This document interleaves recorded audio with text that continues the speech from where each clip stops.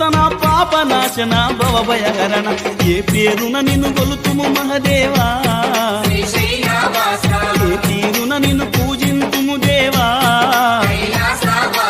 ఏ పేరున నిన్ను గొలుతుము మహదేవా ఏ తీరున నిన్ను పూజింతుము దేవా